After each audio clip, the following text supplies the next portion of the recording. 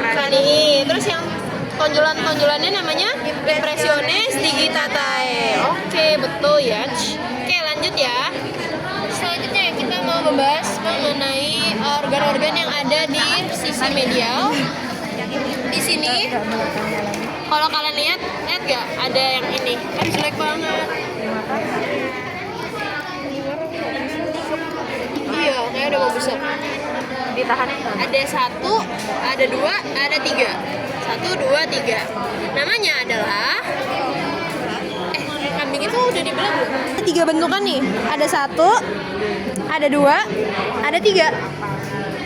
Yang kecil ini namanya adalah conche nasalis dorsalis.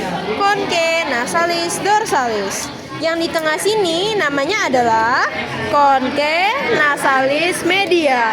Conche nasalis media. Yang di bawah ini yang paling besar namanya adalah conche nasalis ventralis. Conche nasalis. Jadi ini dorsalis, yang ini media, yang ini ventralis. Jelas ya? 1, 2, 3. Nah, selanjutnya kan ada kayak saluran yang ada di antara sini ya. Kalau yang di antara sini di atas namanya adalah meatus nasi dorsalis. Terus kalau yang di ventral sini namanya meatus nasi ventralis. Terus kalau misalnya yang komunis itu sebenarnya dia merupakan jarak antara ini apa coba? Ya, septum nasi. Nah, kalau misalnya septum nasi kita buka, bisa kita buka celah antara septum nasi dan para konke itu, misalnya ini septum nasi, terus ini ada celah antara septum nasi dan konke dinamakan sebagai meatus nasi komunis. Jadi yang ini yang dorsalis, meatus nasi dorsalis, meatus nasi ventralis, dan komunisnya yang di antara septum nasi dan para konke, gitu ya. Oh ya, ada meatus nasi medius yang di tengah sini. Ini meatus nasi medius, terus ventralis yang ini. Dorsalisnya? Oh. Maaf. Dia kering banget ya. Yang di atas sini, maaf, dorsalis. Yang di tengah, medius. Yang di bawah, ventralis. Terus komunis itu yang antara septum nasi dan para konke. Nah, fungsi dari konke ini untuk apa? Untuk termoregulator. Jadi, dia yang akan mengatur suhu dari udara yang masuk ke hidung. Oke, sebagai termoregulator. Oke, kita lanjut ya.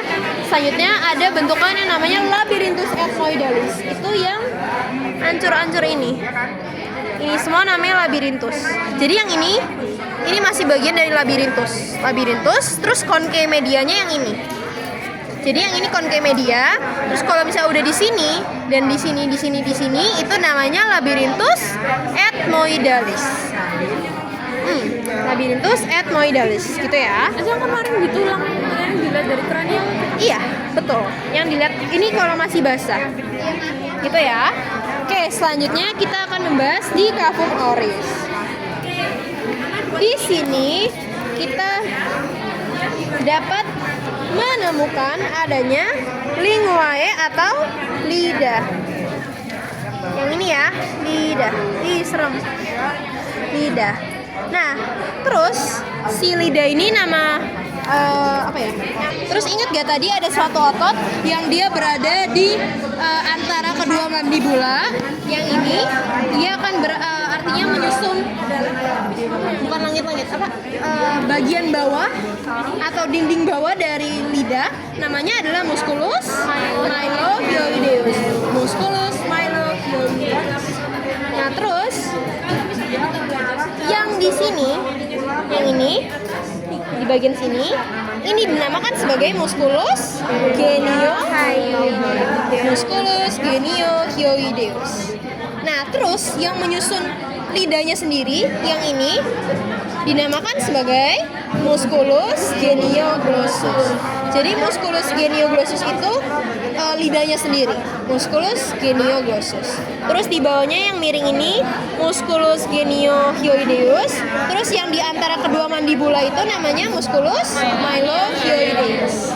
lebih jelas kalau dari lateral tadi, yang di tengah-tengah mandibula persis.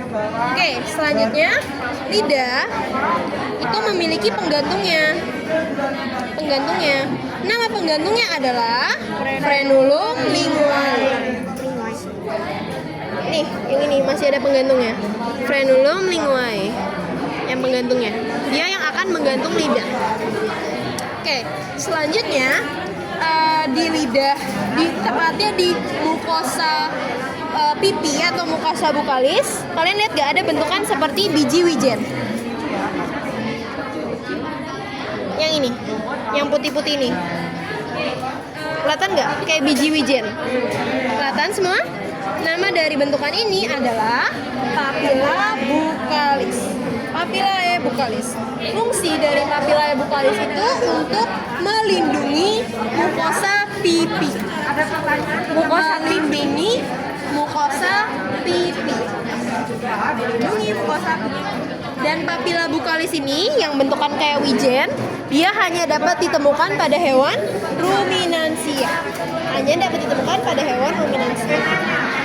Selanjutnya, di sini, nggak kelihatan ya? Oh, kelihatan. Ada titik-titik kecil ini, titik-titik kecil. Dia ada di dorsal lidah. Namanya adalah papilla phalate.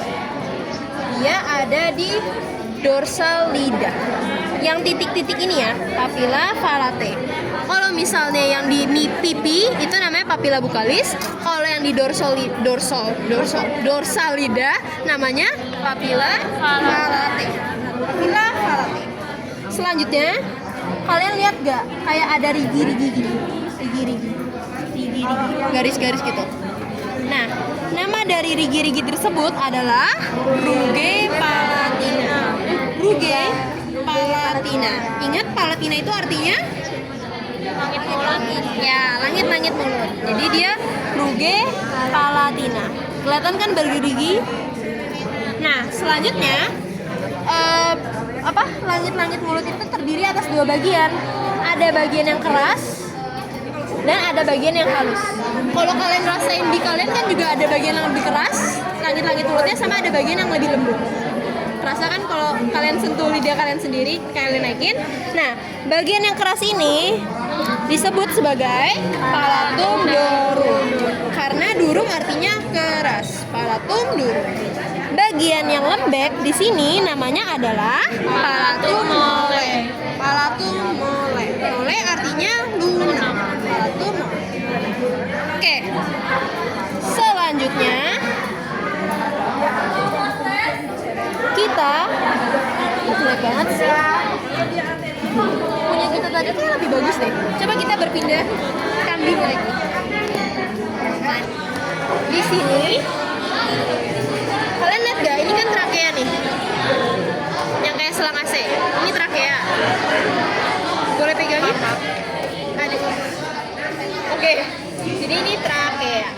Nah, pangkal dari trakea atau ibaratnya pintu masuk sebelum menjadi trakea ini kita sebut sebagai larynx. Jadi larynx itu yang di sini. Dia itu pangkal dari si trakea. Jadi sebelum menjadi trakea, dia akan menjadi saluran yang kita sebut sebagai larynx. Jadi ini ya. Jadi kalau kalian patokannya cari trakea, larynx. Oke? Dia seginian larynx. Iya. Pokoknya sebelum kalian ketemu tulang cincin rawan, dia menjadi larynx atau pangkal dari trakea. Oke. Selanjutnya kita dapat menemukan adanya pertemuan antara tiga saluran. Ini kan yang dari makanan. Oh, ini kelihatan banget papilla phalate tadi kan agak jelek ya. Ini papilla phalate. Terus rugae palatinanya yang ini, yang kayak grezel-grezel. Terus ini palatum durum, palatum mole. Oke, lanjut ya. Terus frenulumnya yang ini. Frenulum lingualis. Dia penggantung dari lidah. Frenulum lingualis.